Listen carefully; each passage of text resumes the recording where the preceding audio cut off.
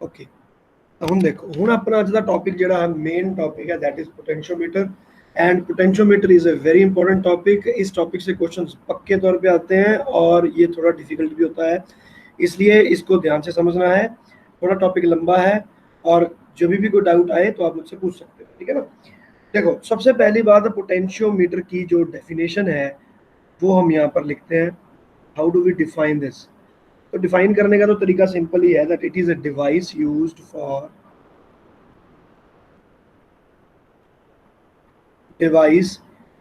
For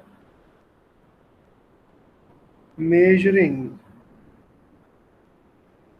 an unknown EMF of a battery।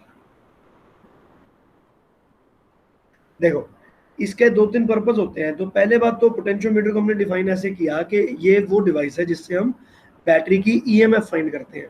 लेकिन इसके purpose की अगर मैं बताऊं तो देयर आर थ्री पर्पसेस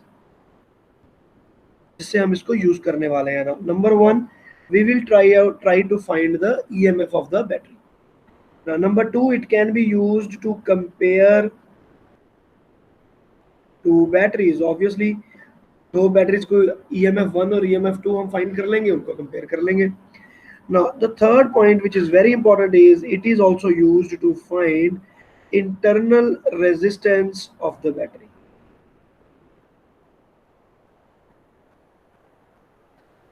अब देखो, अब आपसे अगर मैं सवाल पूछता हूं कि भाई आप मार्केट में गए एक सेल खरीदने, आपने एक सेल खरीदा, लेटर से 6 वोल्ट का सेल खरीद लिया, ठीक है। तो मैं आपसे पूछता हूं कि भाई चलो 6 वोल्ट उसके ऊपर लिखा था, क्या उसके अंदर का इंटरनल रेजिस्टेंस भी वहां पर लिखा है? It's not given in the rating. तो अगर वो रेटिंग में गिवन ही नहीं है तो आप उसको कभी फाइंड कैसे करोगे? फाइंड नहीं कर सकते। और अगर आपके पास कोई बैटरी है जिसकी ईएमएफ आपको नहीं पता, तो उसकी ईएमएफ कैसे फाइंड करोगे? तो we need to find this kind of, we need to create a device with the help of which we would be able to find this two things, ठीक है। तो सबसे पहले हमारा यहाँ पर हम लिखते हैं, इसमें इसकी मैं कंस्ट्रक्शन भी करवाऊंगा। Let us right the principle of potentiometer.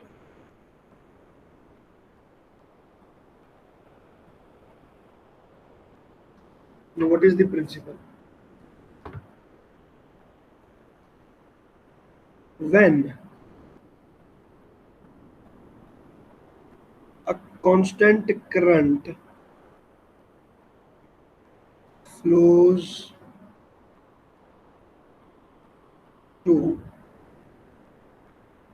a wire of uniform cross section, देखो कंडीशन लगा दी मैंने यहाँ पे, of uniform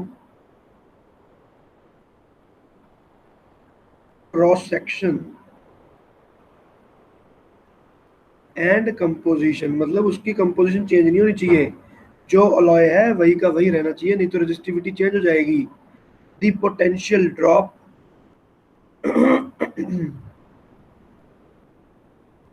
the potential drop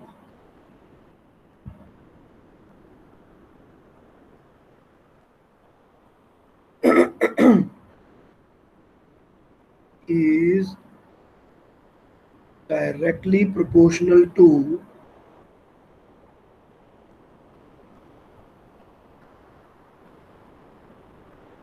the length।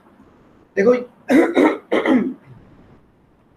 ये डेफिनेशन तो मैंने बुकिश डेफिनेशन आपको लिखवा दी, ताकि अगर वहां पर कहीं एग्जाम में आता है कि राइट अबाउट पोटेंशियोमीटर, तो you have to write the principle of potentiometer. तो पोटेंशियोमीटर का प्रिंसिपल आपके सामने मैंने लिख दिया कि ये क्या चीज होती है। पर्पस भी हमने लिख लिया कि भाई ईएमएफ फाइंड करने के काम आता है। लेकिन अब आता कैसे है? तो now we will move to the construction of this, construction of circuit. तो सर्किट हमने कैसे कंस्ट्रक्ट किया, अब हम उसको देखते हैं। देखो, तो मैं यहाँ पर एक सर्किट बना रहा हूँ आपके सामने।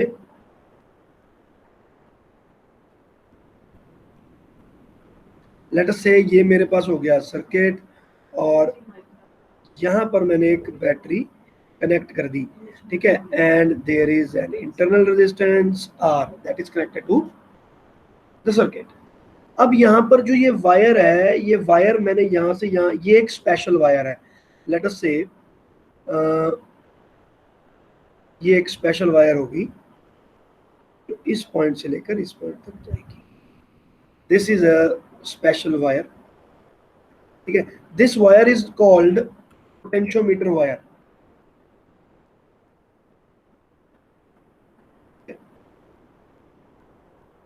This wire is called potentiometer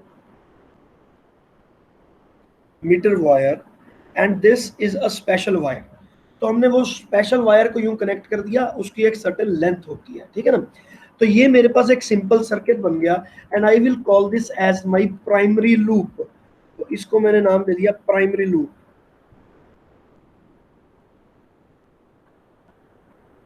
primary loop.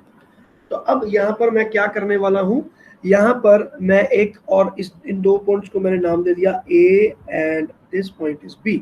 So now I am going to connect another circuit here. Now what is that circuit?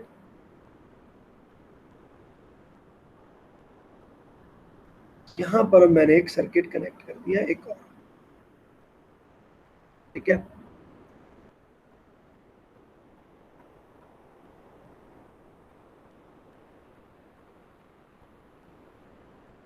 Let us say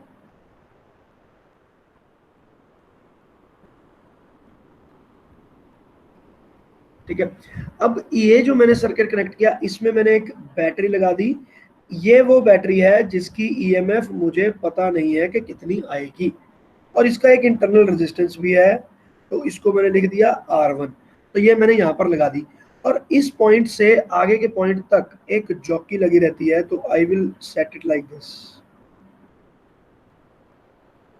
तो ये जो जॉकी बन गया, इसके बीच में हमारे पास एक हो गया एम्पियर मीटर मैंने कनेक्ट किया हुआ है, जो कि मुझे बताएगा कि what is the current that is flowing through this, and this point is called jockey and it is written as J। तो इसको मैंने लिख दिया जॉकी। जॉकी का क्या मतलब होता है, एक मेरे पास की होती है जिसको मैं इस वायर के ऊपर मूव कर सकता हूं from A to B and I can connect this point anywhere. हो सकता है कि आपने ये ऑपरेटर्स कहीं ना किसी लैब में देखा हो, अप टू 10th भी दिखाया जाता है बड़े बच्चों को, और 11th 12th में भी बच्चे इस चीज को देखते हैं। तो अगर आपने ऐसा कोई इंस्ट्रूमेंट देखा है तो it has to be this. ये वाली जो वायर है, ये हमारे पास एक स्पेशल वायर होती है, दिस इज पोटेंशियोमीटर वायर। तो this is the complete circuit and this loop, ये जो सेकंड लूप है, इस लूप को मैंने एक स्पेशल नाम दे दिया और इसका नाम मैंने रखा secondary loop. Secondary loop. So this is the construction, and now I am telling you about potentiometer wire. Like, what is this?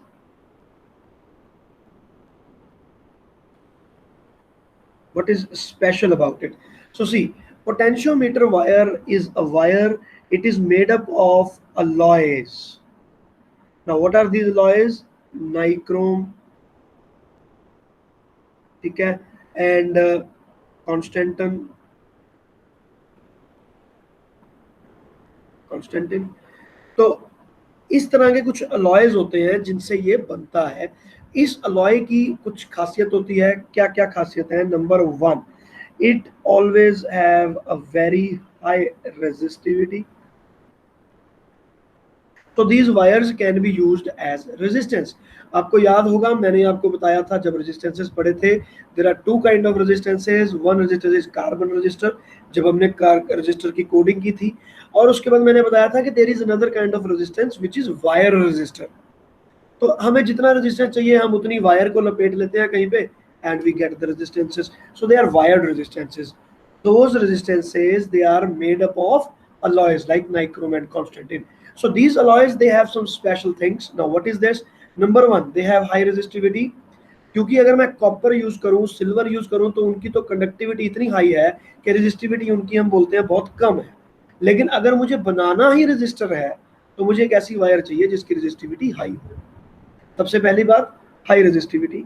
Number 2, ये मटेरियल एक हार्ड मटेरियल होता है and it has a property called ductility.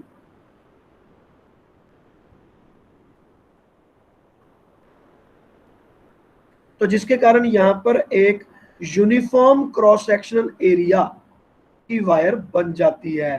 These wire will be having uniform cross section. तो हम चाहते हैं कि हमारी जो ये वायर हो ए टू बी, इसका क्रॉस सेक्शन ना बिगड़े। तो वो कैसी वायर हो सकती है जिसका क्रॉस सेक्शन बिल्कुल भी खराब ना हो? Obviously it has to be hard. तो इसकी हार्डेबिलिटी भी होनी चाहिए, इसकी प्रॉपर्टी होनी चाहिए कि भाई ये हार्ड है, इसका क्रॉस सेक्शन एरिया आप चेंज छोटे मोटे झटकों से चेंज नहीं होगा। तो ये हो गया आपका uniform cross section area. Now number three is the temperature coefficient.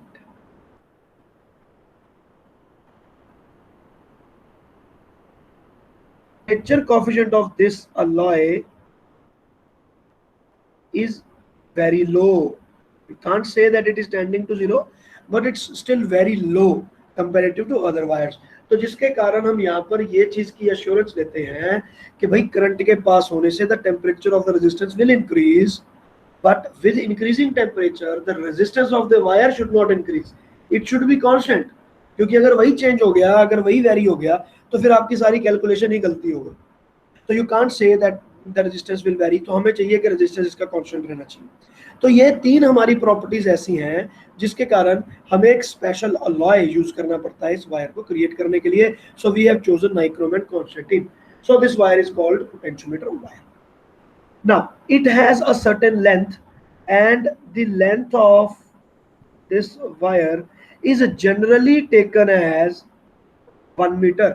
लेकिन हो सकता है कि ये 4 मीटर की हो, 5 मीटर की हो। So that will be given to you in the question कि what is the total length of the potentiometer wire, that will be given to you. तो लेंथ आ गई आपके पास, हमने यहाँ पर 1 मीटर ले लो या कुछ भी ले लो, और you can call it L, capital L. Capital L will be sufficient for that. Okay, तो ये हो गया आपके पास वायर। तो now I have told you this secondary loop के बारे में भी मैंने आपको बता दिया। तो now it's working, how the working will,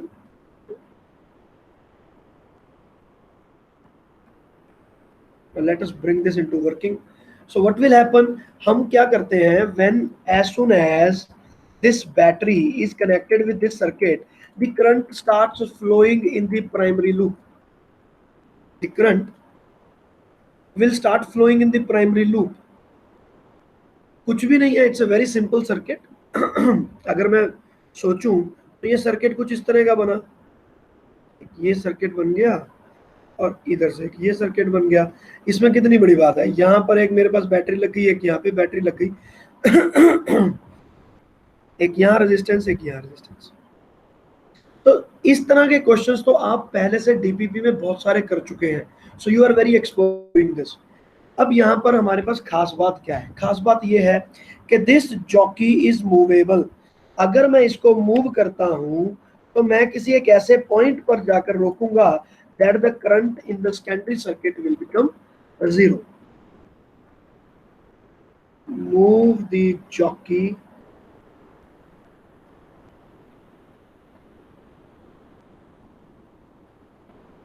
in such a way that the current in secondary loop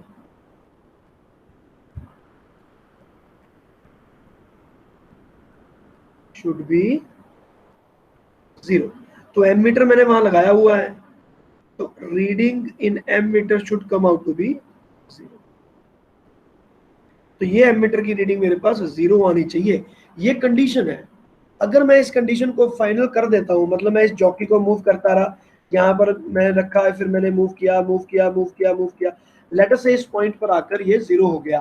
तो जहां पर भी ये जीरो होता है, इस पॉइंट को हम एक नाम देते हैं, और ये पॉइंट का नाम होता है नल। ठीक है, the point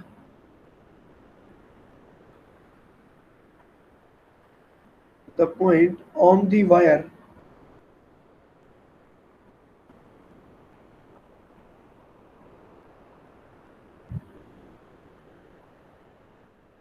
here when the jockey is touched,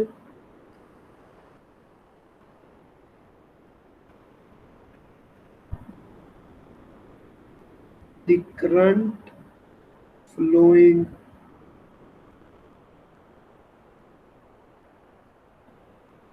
in secondary circuit becomes 0. ठीक है, तो becomes 0 is called null, तो वो नल पॉइंट हो गया। ठीक है ना, हमने उसको एक नाम दे दिया, so let us call it J. और इसकी जो एक लेंथ आ गई, उस लेंथ को भी हम नोट कर लेते हैं, इसको मैंने लिख दिया L1, या for this case you can write it just L, तो मैं इसको स्मॉल लेटर में L लिख दिया मैंने। Total length of the wire AB was capital L, लेकिन स्मॉल l पर जाकर मुझे नल पॉइंट मिला। सो नाउ व्हाट विल हैपन, अब मैं इनको कंपेयर करूंगा। अब पहली कंडीशन, हाँ भाई बच्चे यहां तक समझ में आ गया, बोलो यस। हाँ जी सर। कोई डाउट है तो बता दो। जशन, चलो ओके जशन। No sir. ਹੁਣ ਦੇਖੋ, No, ਹੁਣ sir. ਆਪਣੇ ਕੋਲੇ ਇਹ ਆ ਗਿਆ L, ਤਾਂ ਆਪਾਂ ਨੇ condition ਲਗਾਤੀ that there is no current that is flowing from this. If there is no current flowing in this, तो हमें ये पता है कि अगर मैं यहाँ पर इसका टर्मिनल वोल्टेज फाइंड करूं, सो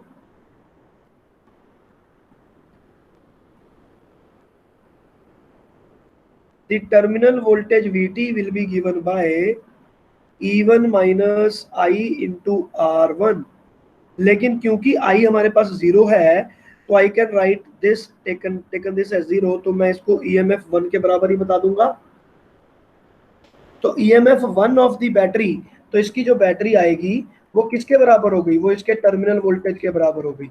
और ये टर्मिनल वोल्टेज किसके बराबर हो गई, ए और जे के बराबर हो गया। तो I can write it as Pt is equal to the potential difference of C into D, that will be equal to potential difference of A into J। और A और J का जो पोटेंशियल डिफरेंस है, इसको मैं किसके बराबर लिख दूंगा, the total potential drop divided by total length into the length of the wire। तो मेरे पास ये बन गया VAJ। From here I have found VAJ is equal to, इस चीज को एक स्पेशल नाम देते हैं जिसको बोलते हैं potential gradient, and I would be telling you it now what is potential gradient. तो यहाँ पर मेरे पास है K into L, so this will come out to be equal to the EMF of the battery। So you can write here EMF of the battery is equal to KL। बच्चे ये बात समझ में आ गई, ठीक है, where K is called the potential gradient। Now let us see what is K।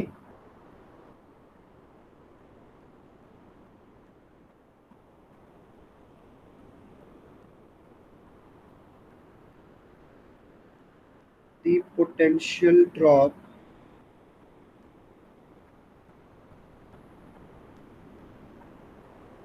in the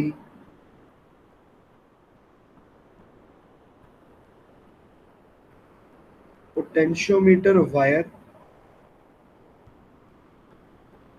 पर unit length पे डिवाइड कर दो, तो आपके पास क्या आ गया, पोटेंशियल ग्रेडियंट आ गया। मतलब the potential gradient K is equal to the potential difference between A and B divided by the total length L। So this same thing has been used there। यहाँ तक बात क्लियर, ये चीज आ गया, तो इसको हमने बोल दिया पोटेंशियल ग्रेडियंट।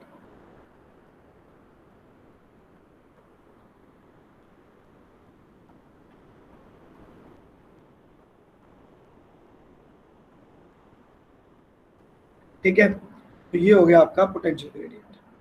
तो इस पोटेंशियल ग्रेडियंट को हमने यहाँ इस डेफिनेशन में यूज कर लिया। So it is coming out to be E1 is equal to KL। Is it clear kids now, ये ठीक है। पोटेंशियल ग्रेडियंट की डेफिनेशन बहुत इंपॉर्टेंट है, इसको कभी नहीं भूलना। K is basically the potential drop per unit length, ठीक है, और इसको मैंने यहाँ पर यूज कर लिया। तो with this we can find the EMF of our first cell. तो मेरे पास जो ये EMF आ गया, मैंने इसको फाइंड कर लिया। The point to be noted here is, there is one more point, कि अगर मैं इसको EMF E को ये लिखता हूँ, यहाँ पर मेरे पास note,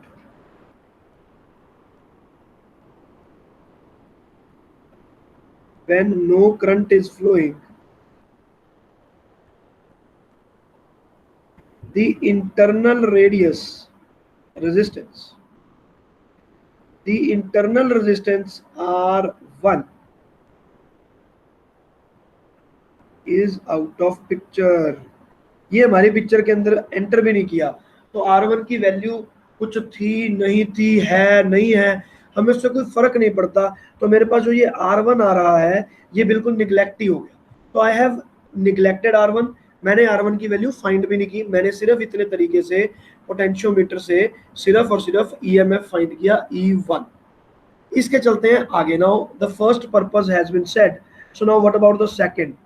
so comparing the two batteries.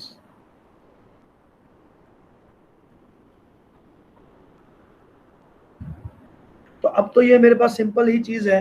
Comparing the two batteries में कैसे करूंगा, मैं पहले मैं लूंगा EMF 1 का फाइंड करूंगा, तो मेरे पास आ जाएगा KL1। फिर उसके बाद मैं सेकंड का फाइंड करूंगा तो ये आ जाएगा KL2। तो ऑन कंपेयरिंग, कंपेयरिंग का मतलब रेशियो फाइंड कर लो, E1 by E2 will come out to be equal to L1 by L2। तो ये कंपेयरिंग भी हो गई भाई,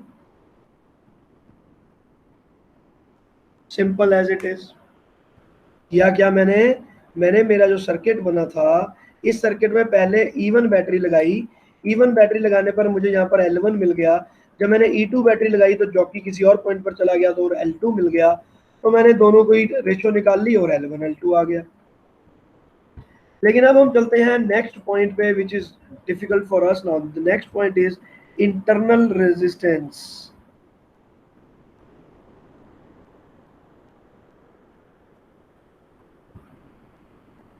finding the internal resistance of a battery। अब ये कैसे करेंगे, तो सबसे पहले तो मैं अपनी पूरी की पूरी डायग्राम को कॉपी कर रहा हूं।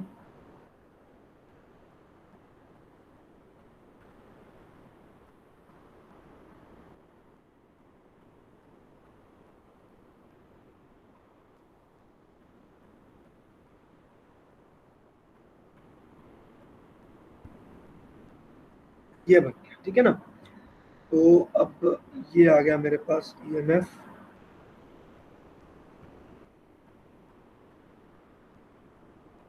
अब देखो, अब जो ये वाली बैटरी की EMF है, इसका मुझे अभी तक कोई फायदा नहीं हुआ।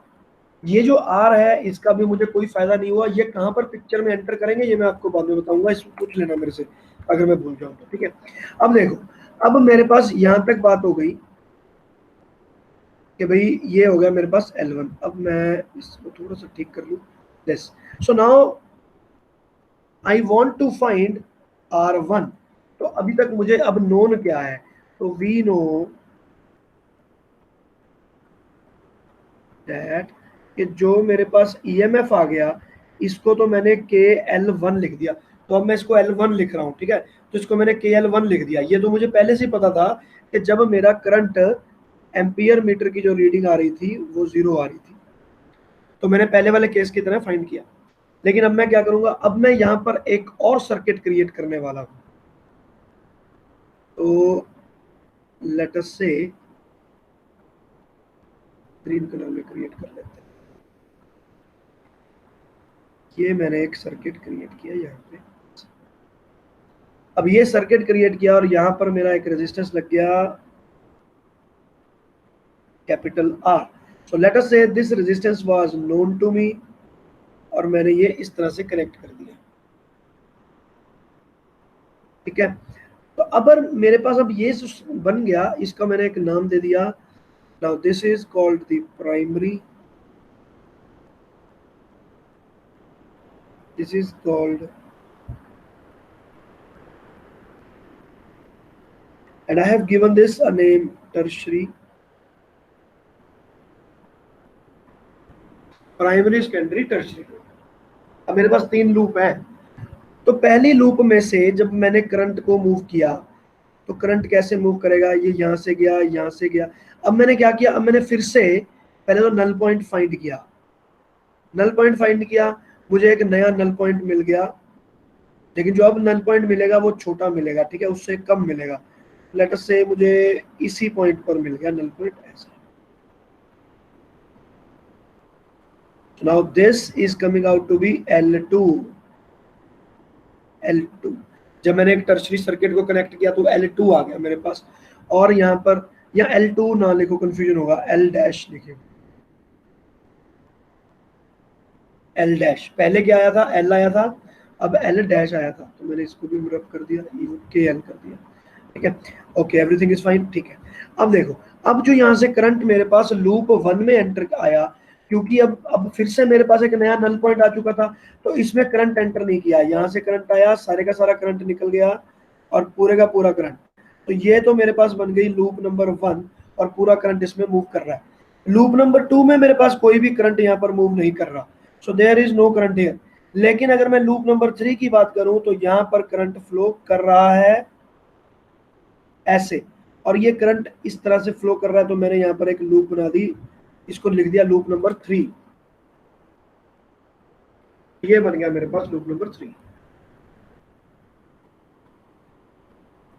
अब एक करंट यहां से जा रहा है, एक करंट लूप 2 में जा रहा है, ये दोनों में लूप करंट जा रहा है, लेकिन इस लूप में कोई भी करंट नहीं है। सो now I would be considering them separately. तो मैं अब इस वाले लूप पे कंसंट्रेट करता हूं।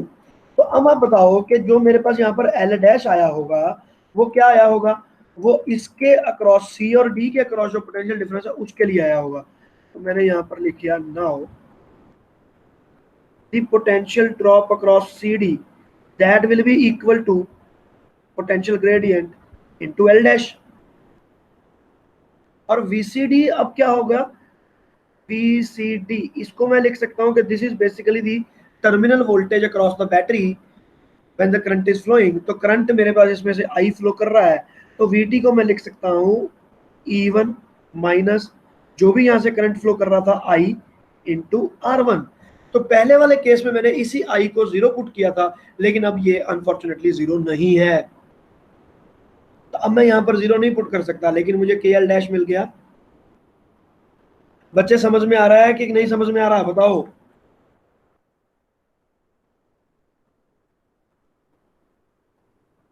हाँ भाई, हर्ष, जशन, हाँ जी।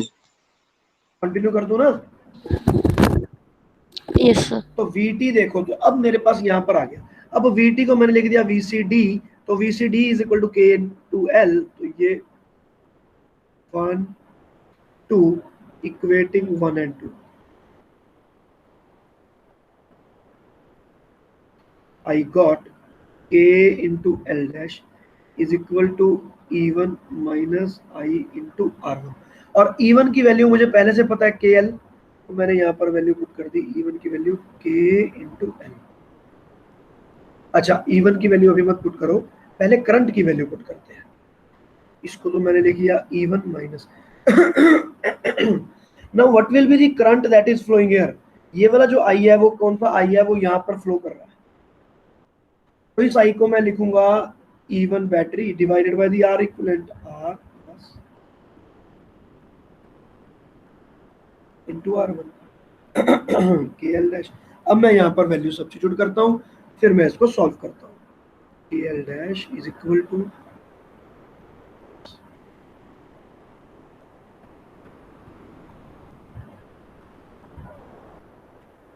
अब यहाँ पर मेरा K से K कट गया, ठीक है, L मैंने यहाँ पे कॉमन ले लिया, या फिर आप ऐसा करो, ये हो गया L माइनस L डैश, और इस पूरी टर्म को मैंने उठा के रख दिया। अलजेब्रा है, कहीं पे भी प्रॉब्लम हो तो मुझे बता दो। वैसे मैं कोई भी स्टेप जंप करने की कोशिश नहीं कर रहा हूँ। इसका मैं रेसिप्रोकल लूंगा,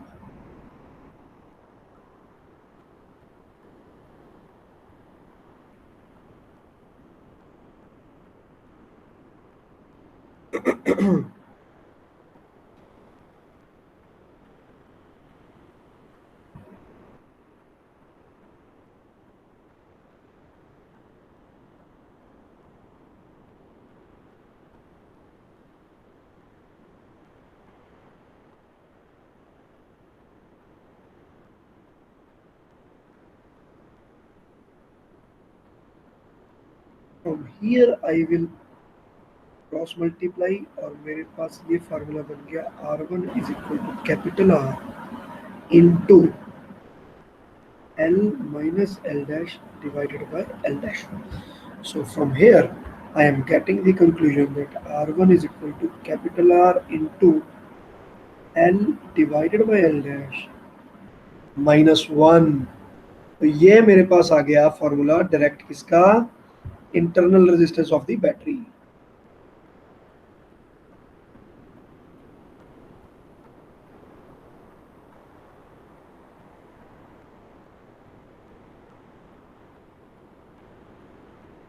internal resistance of the battery. तो अब इसमें आपको पता क्या क्या होना चाहिए। सबसे पहले ये जो कैपिटल आ रहा है ये आपको पता होना चाहिए, जो यहाँ पर आपने लगाया है सिर्फ और सिर्फ टर्शरी लूप के अंदर ही हमने गेम खत्म कर ली, ठीक है। और उसके बाद ये आ गया एल और एल डैश। एल क्या है, एल तब का नल पॉइंट की लेंथ है when the current is not flowing. तो मैं यहाँ पर लिख देता हूँ, ध्यान रखना, L is the length of null point when current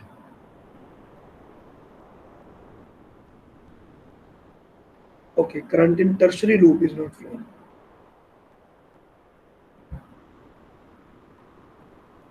Yeah, when there is no tertiary loop,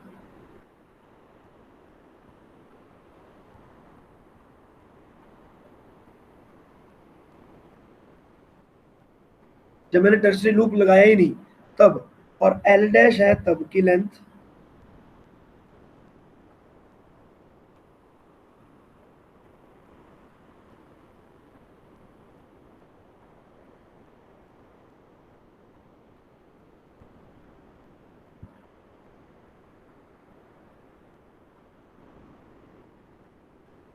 तो ये दोनों आपको गिवन होंगी और आप यहाँ पर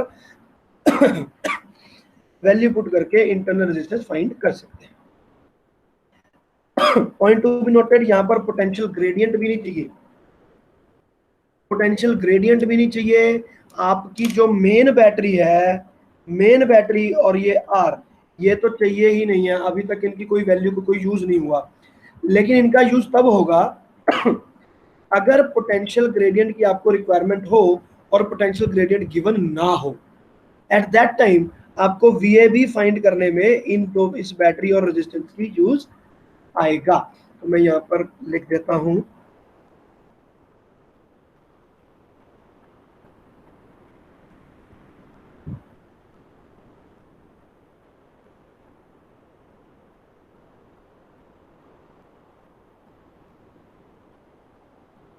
if K is not given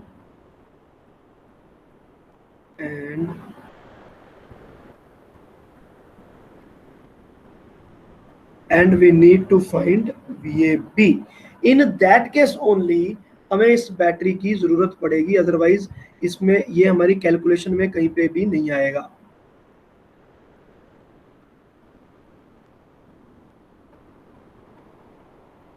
So I suppose the things will be very clear to you now, ठीक है। और with this we have completed our potentiometer। तो आपके तीनों के तीनों पार्ट्स हो गए हैं। सबसे पहला पार्ट हमने जो इसमें किया है, इट इज के how to find EMF of a battery. तो वो EMF हम यहाँ से फाइंड कर लेंगे, और how to compare them, we can compare them from this place. And number 3, how to find the internal resistance. So this is how we find internal resistance. You can apply the formula directly, but you must remember the conditions that we have used. उनको याद रखना। इसमें तो आपके पास potential gradient की requirement ही नहीं है, तो फर्क ही नहीं पड़ता, आपको सिर्फ एल और एल डैश की वैल्यू पता होनी चाहिए, डायरेक्ट फार्मूला आप अप्लाई कर सकते हैं। लेकिन अगर आपके पास पोटेंशियल, ये वाला फार्मूला भी डायरेक्ट अप्लाई होगा, लेकिन अगर आपके पास पोटेंशियल ग्रेडियंट नहीं है तो you have to find by using this formula. सबके समझ में आ गया? ये चीज आपको पता चल गई कि यहाँ पर आप VAB कैसे फाइंड करोगे, कि बताऊं? बोलो भाई, कि VAB का फार्मूला बताऊं मैं पहले यहाँ पे?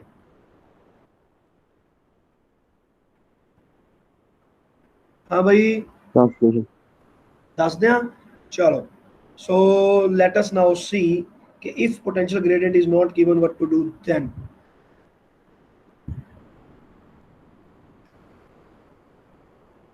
If is not given,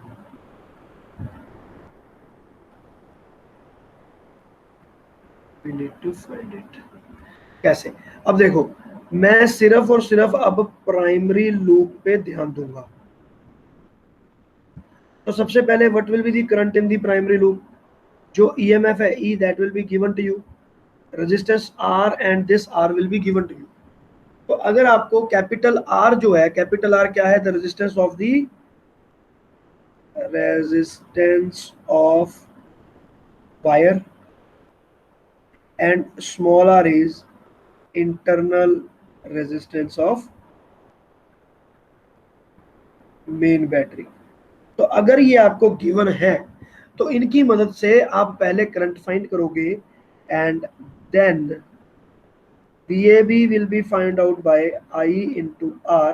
तो I आपके पास आ जाएगा E divided by capital R plus R into R। तो यहाँ से मैंने VAB फाइंड कर लिया। लेंथ मुझे गिवन होएगी तो K will be equal to VAB divided by L। तो यहाँ पर आप लिख सकते हो कि L will be given to you.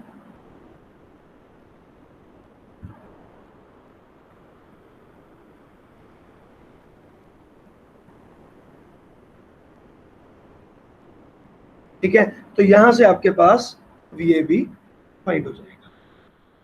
This is how you will find the potential gradient, then you will proceed further.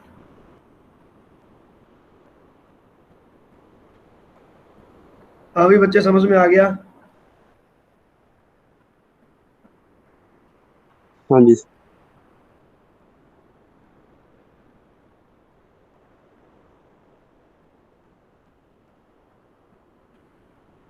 ये हो गया आपका नोट। ठीक है, तो मुझे लगता है कि इसके साथ आपका ये जो पोटेंशियोमीटर है ये हमने कंप्लीट कर लिया है। और now you can go for your DPP3, ठीक है, एंड DPP4, दोनों की दोनों DPPs को आप खत्म कर दो। अच्छा, एक मीटर ब्रिज रह गया, तो मीटर ब्रिज देख लेते हैं। That will be the last part today.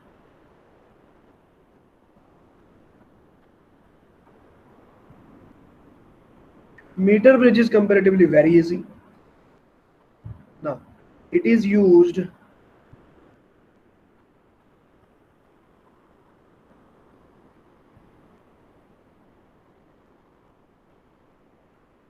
to find unknown resistances. तो unknown resistances find करने के लिए हमें ये काम आएगा, and it is based on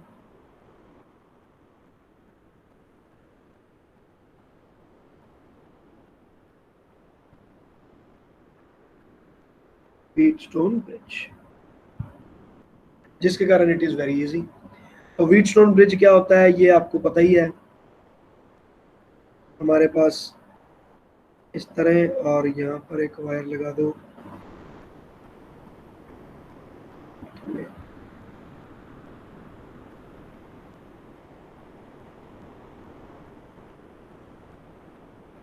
तो अब इसमें मेरे पास रेजिस्टेंसेस लगे होते हैं।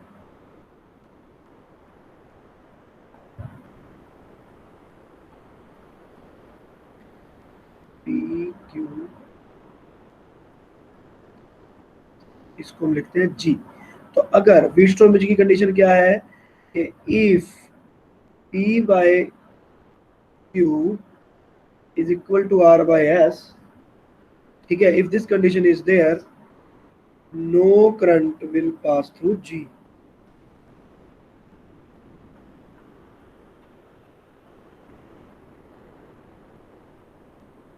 No current will pass through G।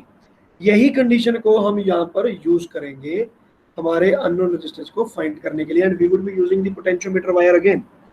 तो मैं यहाँ पर एक सर्किट बना रहा हूँ।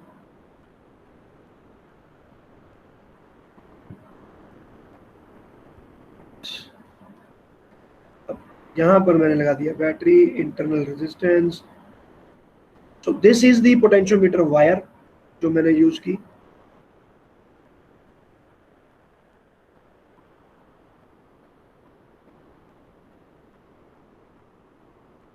ठीक है, और उनकी नेमिंग कर दी मैंने ए एन। ये तो पोटेंशियोमीटर वायर ही हो गया। तो इसका क्या कुछ आपको पता है, इसका टोटल रेजिस्टेंस पता है, इसकी टोटल लेंथ पता है, ये आपको पता है। तो अब यहाँ पर मैंने सर्किट बनाया ऐसा,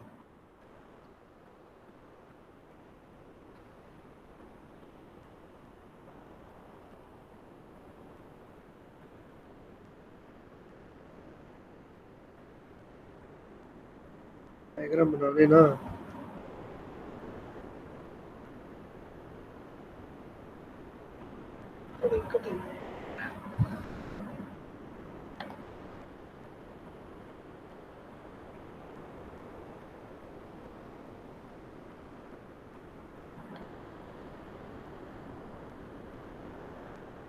देखो मैंने इस तरह से इनको कनेक्ट कर दिया, ठीक है जी। और यहाँ पर मेरा बनेगा Wheatstone bridge. Okay, there is a jockey now, उसकी जरूरत है, ठीक है। अब यहाँ पर एक रेजिस्टेंस लगा दिया मैंने, यहाँ पे एक रेजिस्टेंस लगाया यहाँ पे, अरे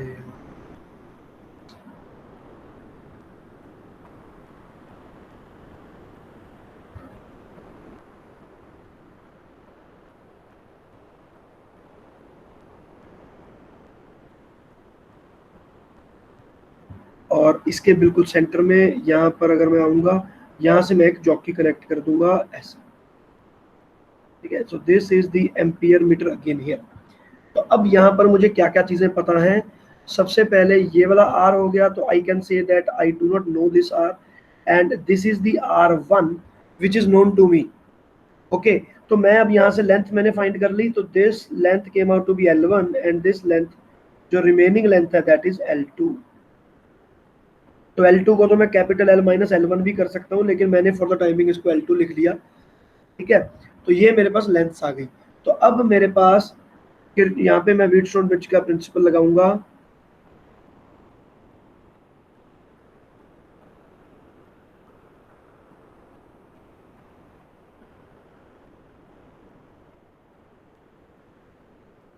कैपिटल R डिवाइडेड बाय जो इसका जो ये कैपिटल R और ये था, मान लो इसकी मैं रेजिस्टिविटी फाइंड कर लेता हूँ, this is like resistance per unit length, ठीक है। तो resistance per unit length into L1 R1 divided by, anyways this has been cancel to each other. तो आपके पास क्या चीज बच गई, the R is equal to R by L1 is equal to R1 by L2।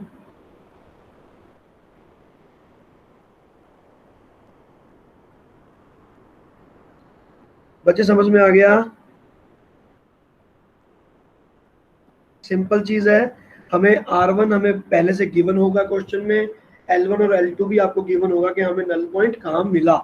So this is null point, यहाँ पर मैं लिख देता हूँ नल। तो नल पॉइंट पर हम इसको कनेक्ट करेंगे और आपके पास सारी की सारी वैल्यूज आ जाएंगी।